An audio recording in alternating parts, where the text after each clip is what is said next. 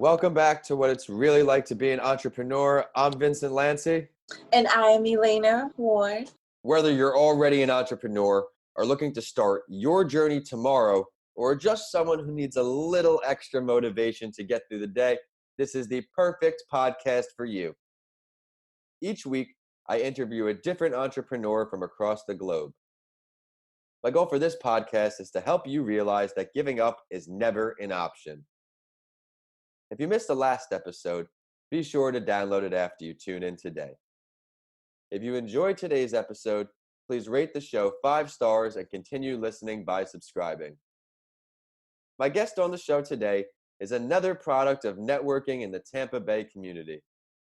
Elena is an Air Force veteran who has her hands in 2 different entrepreneurial endeavors. She has her own line of beauty products in B Pure Escentuals, but that's not all. She also runs a fitness program called Pretty Fit Everything, which is a combination of fitness and lifestyle. I'm very much looking forward to learning your story, so allow me to please introduce Elena Ward. Elena, thank you so much for coming on the show. Thank you for having me today. I appreciate it. Absolutely. Would you mind please introducing yourself a little more to our listeners without giving too much of your entrepreneurial journey away? Of course. Well, my name is Elena Ward. Like Vince said, I am from, I guess you can say I'm an Air Force brat myself. So I'm from a little bit of everywhere. Born in Hawaii, lived in Florida. So I pretty much say I'm from here in Florida, but like you said, I'm an Air Force veteran, and also a graduate of Florida A&M University, go Rattlers, and a recent graduate of Strayer University in their business administration and marketing program. So that's my most recent thing, but I've been having my business, Pretty Fit Fitness, since 2014. I've had a love for fitness. I'm a mom of 2, divorced, single mom. So definitely I have to cram everything all into one thing. Definitely, like Ben said, being an entrepreneur is a journey. So I've been doing this journey as a single, when I had no kids. And then I also have done this journey with being married, being divorced, and now being a single divorced mom of 2. So like you said, it's quite a journey up and down trying to maintain the whole thing. Well, I'm excited to learn everything about your journey, and thanks again for coming on the show. Now let's get to the big 5 on each episode. My guest and I will go over these 5 questions to help you, the listeners, learn what it's really like to be an entrepreneur. Are you ready to go? I'm ready. Let's get it. Great. So when did you realize that you either weren't happy with what you were doing or you just needed some kind of change to truly start this entrepreneurial journey? Please share your story. Well, to be honest with you, when I was in the military, I really did enjoy it and I had a good time, but I realized for me, like, I loved the structure, but I was always looking for something more. Like, we went to work and we did our job, but then after work, I'd sometimes be like, well, dang, I still have all this. This is when I was still single, no kids. I'm like, I have all this free time still. I could be doing something else with myself. So when I was in college, I grew a love for fitness. So I had found out when I was in the military that they pay for certifications and stuff if you're interested in getting certified, and whatever you want to do, it didn't have to be job related. So I was like, well, shoot, I'm going to get my certification in fitness. So when I was in the Air Force, I got my certification in fitness, and I realized, I said, I really could do this as like my side hustle, like, have my side thing. So that's when I realized, I was like, and then once you start making a few dollars doing that as your side hustle to make it in with your regular money, you're like, well, I like this entrepreneur thing. So I would say that was kind of like my aha moment when I realized I had free time. And then, not to mention, I realized I could do something that is helping people and help myself to make, have more income. I was like, this is a win-win situation right here. So that's pretty much like my aha. Out of the Air Force, where were you living when you started doing all this? When I was living initially, I was living in California, or actually, yes, I was living in California. First, I lived in Texas. So I initially, even though I was living in California at the time, my home base where they had my address and where I'm from was Florida. So that's why I registered my business in Florida. So when you're active duty Air Force, you have the option to, use your home address for a lot of your stuff when you get started. That's awesome. So now that you've been in these entrepreneurial paths for many years, your hands are in a lot of things. What would you say one or two of the most difficult parts of being an entrepreneur are? I would say the most difficult part is like being motivated. Like you don't have a boss, you don't have anybody telling you like, hey, you need to, because it requires too entrepreneurs. A lot of people don't realize it might look glamorous or, oh, you say, oh, I have this business, I have that business, but they don't realize how much work you have to put in besides, like you said, like I was saying, I have a 9 to 5 even now. Like I have a 9 to 5. So once I leave this job, I still have to motivate myself to go home and Yes. still put in work for my, what I want for my business. So you just can't be like, oh, I worked all day long, I'm tired. Like that doesn't matter. If you're an entrepreneur and you really want what you want, you're going to put it in the second gear. And, I got to put my boots on, strap up my heels and everything. And it's time to get in, it's time to put in that second shift. So that's what I would say is the hardest thing is everybody wants the glamour of the entrepreneur lifestyle, but it takes work to get there. We always see the end product. We see the Puff Daddies, we see the Beyoncés, we see all these people that look all glamorous and stuff, but we don't see the nitty gritty that it takes to get there or the extra effort and time it takes to get there. Yeah, it's one of my favorite memes. I'm not sure if you've seen it. It's like the iceberg where underneath the water is Oh yes, all the listen, things, that's all one the of my things you're favorites. giving up, and on the top you just see like the Instagram Yep, he's post standing or there and exactly looks all fabulous, or he looks all awesome, but you didn't see he had to struggle. He was climbing, just to get to that point. yeah, well, having the ability to follow something you're passionate about is something truly invaluable, and the monetary gains will come at some point. But No, what is this? exactly. What would you say a second difficult part here is, Elena?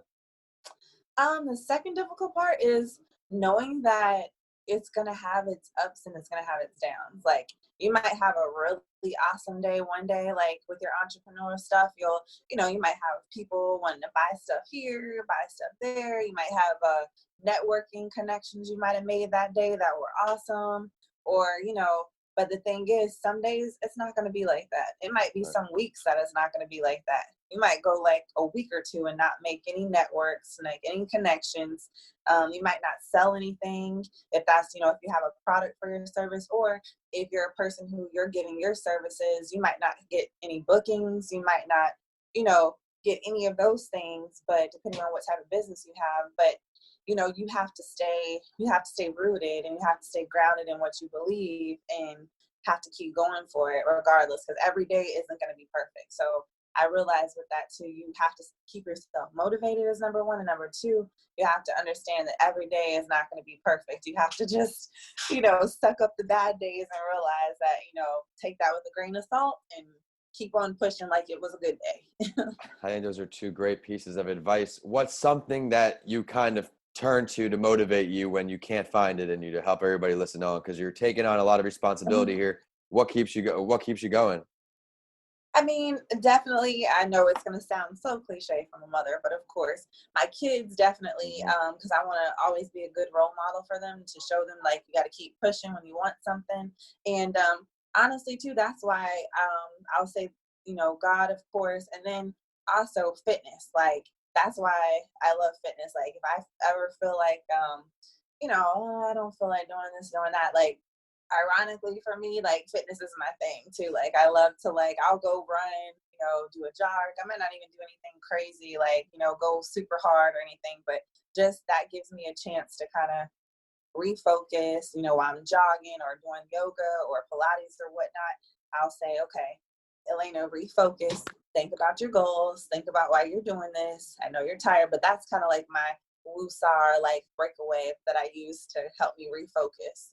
Me too. One of my mental health breaks throughout the day is always the gym or a light Yeah. workout, abs, something helps me refocus. Yep. And when I don't exercise after a few days, I'll feel a little weird. I'm like, all right, Oh I yeah. don't Oh feel yeah. good right Listen, now.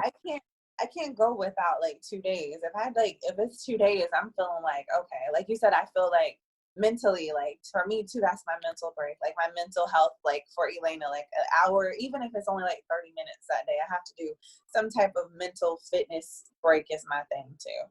Yeah, I just learned from over time how my body reacts best, and it helps my body acts better with exercise. But speaking of learning, what is one of your greatest failures or lessons learned, and what did it teach you? Why is it still stuck with you all the way up till today?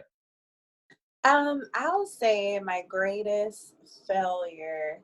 I had planned like this big, like, oh, I was gonna give back to everybody, did like this fitness event. I remember when I was in Maryland because I had a fitness studio there, and I was gonna do like this give back. I had got a tent, I got all this food set up, all these people told me they were coming, and had music, everything set up, and literally, and I had all these girls RSVP too, and literally not a single soul showed up. Like, and I was like distraught. I was like, what? Like, I had all this stuff lined up. I had all this, I had all that. And, I planned, like, I don't get it. But you just have to understand, like, that what that taught me is no matter what, like, you still have to plan like you still have to plan as if I was expecting everybody to come.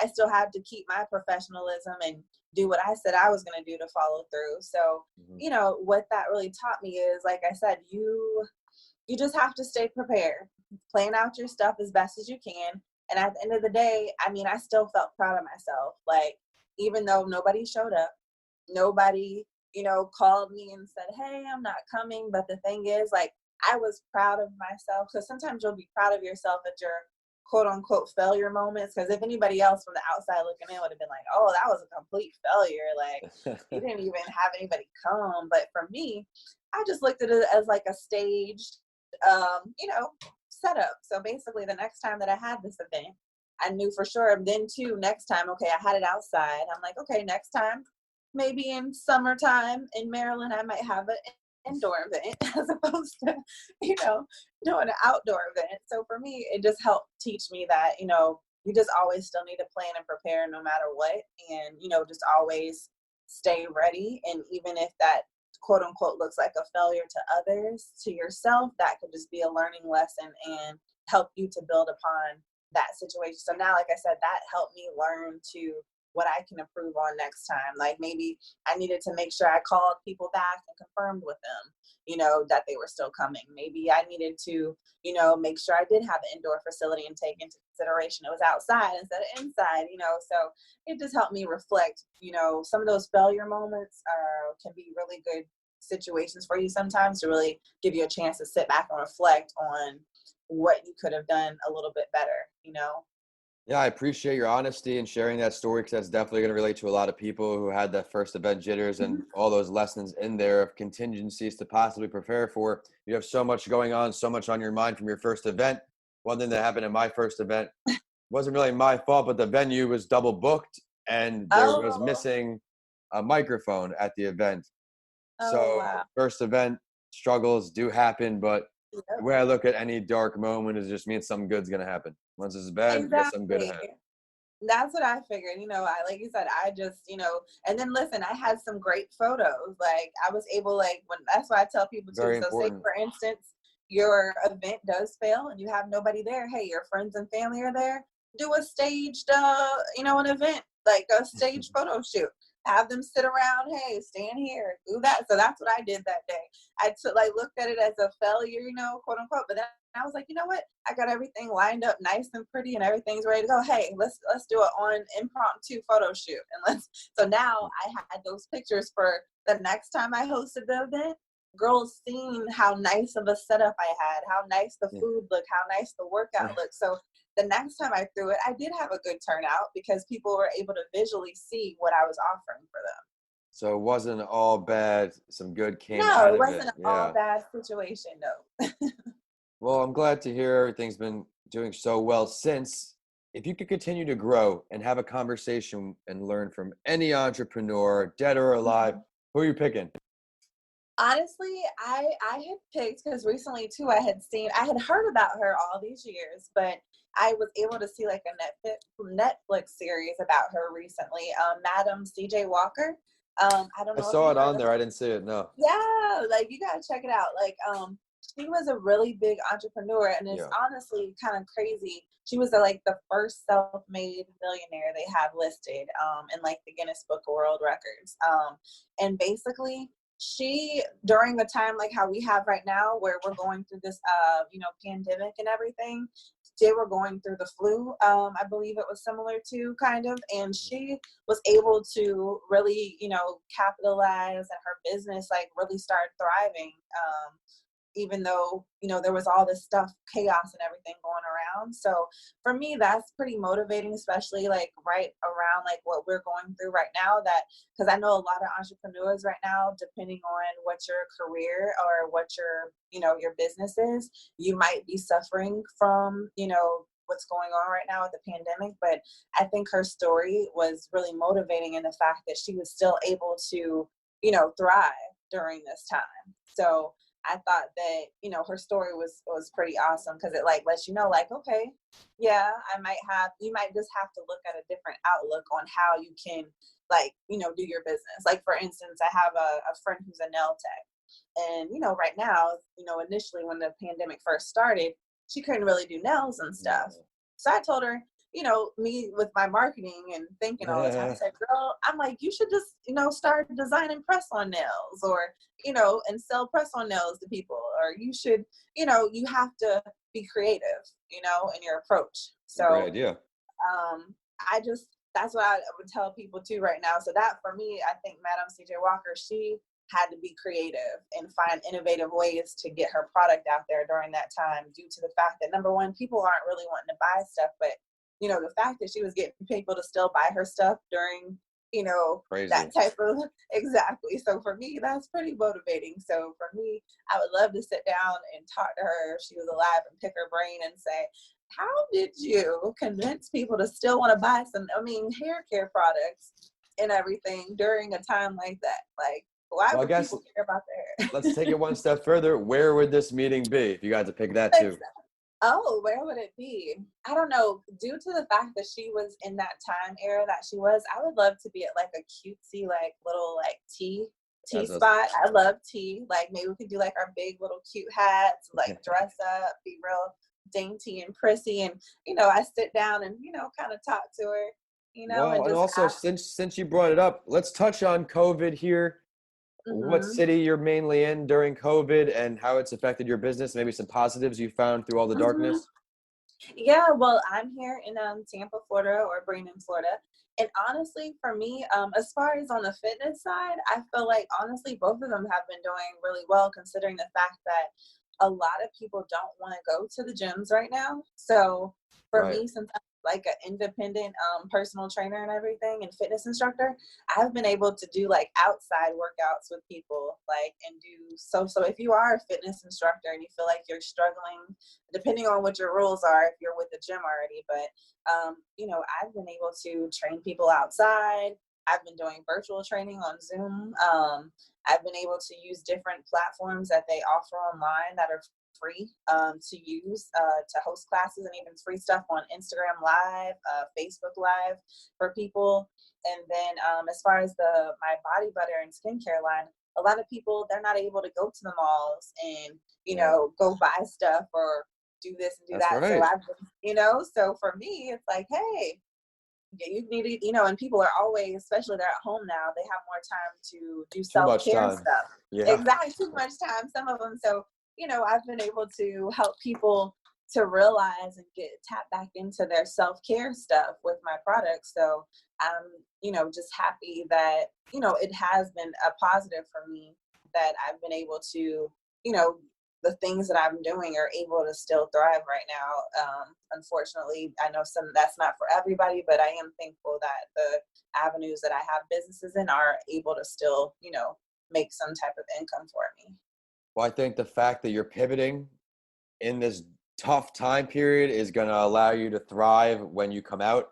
I'm thinking sometimes I'm like, oh, this could be better, but you have to look at it like, some people don't have anything going on right now. Some people have no money coming in right now. Exactly. And, yeah. But you have your hands in a lot. You're staying positive through this pandemic. Let's look into the future a bit. 1 year and 5 years out. 1 year from today, What are we seeing from you? 1 year from today, I would love to have like a fitness slash skincare boutique.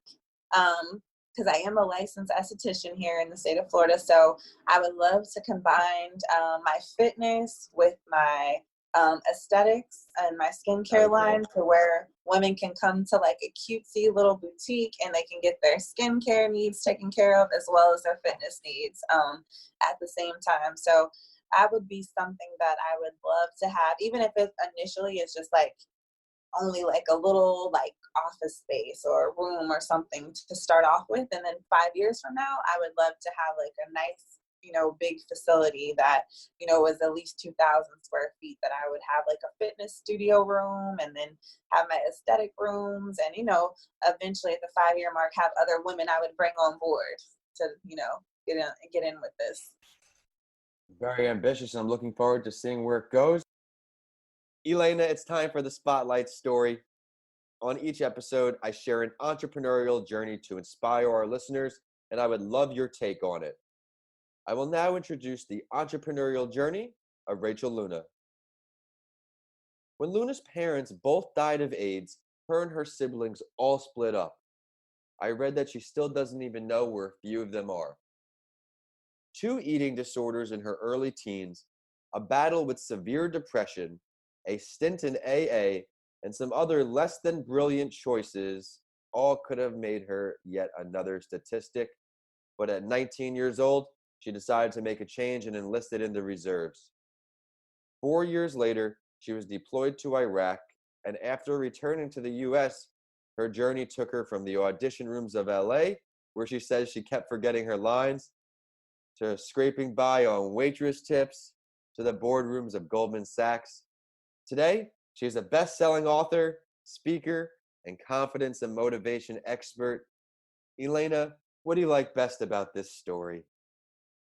I mean, I like the fact that alone, with what happened to her parents, that right there could destroy you right there. And Yeah. then the second hit was that her siblings and them split up, so she didn't even have that support of her siblings. So I mean, I just love the fact that she had that true testimony of self motivation, like, and perseverance and that resiliency. Like, I mean, and I think, even when I was in the service, I know they teach us about being resilient, and really I think probably what really helped her too is, she was very resilient. Like, Yeah. I admire that. Like, because a lot of people in those circumstances would have just gave up. But I admire her resiliency in this story, and that she kept pushing. Like she said, I didn't know, and she didn't know none of her lines. Like, it just seemed like she just had thing after thing coming for her, but she still was like, you know what, I'm gonna keep pushing. So I mean, I feel like that's what I've had to do in certain situations as well with Yeah. myself. Like, you feel like, gosh, I got knocked down again. Oh, I got knocked down again. But I mean, you just have to, you got to persevere. You got to keep pushing if that's what you really want, and you want better and you know you can do better. I love stories like this just because of my own personal experience and Mm-hmm. seeing other individuals inspire people. I always get inspired by reading stories like that. Yep. But Elena, thank you so much for coming on today. I know our listeners are going to see all the value in your episode. I really enjoyed your difficult parts of being an entrepreneur. And I love how your greatest failure was something that you truly learned from. You saw what happened and you grew from it, and success stemmed from that moment. But it is time for the last word, and I do this on my other podcast series, A Mental Health Break with Vincent A. Lanci, because I want our listeners to really get to know the guests that come on here.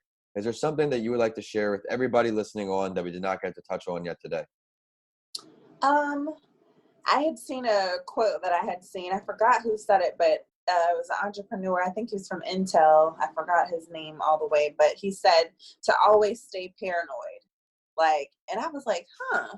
I said to always stay paranoid, but I liked it. It sounds kind of weird, but it's true. Like, in order to make it as an entrepreneur, you gotta kind of stay paranoid in a sense. Like, you gotta keep thinking like someone, I don't want to say someone's after you, but you have to, until you get to the point that you want to be, you have to be paranoid in the fact that, okay, there might be another business that's a skincare line or another fitness business that could, be coming for me. So I have to always be on top of my game as best as I can be.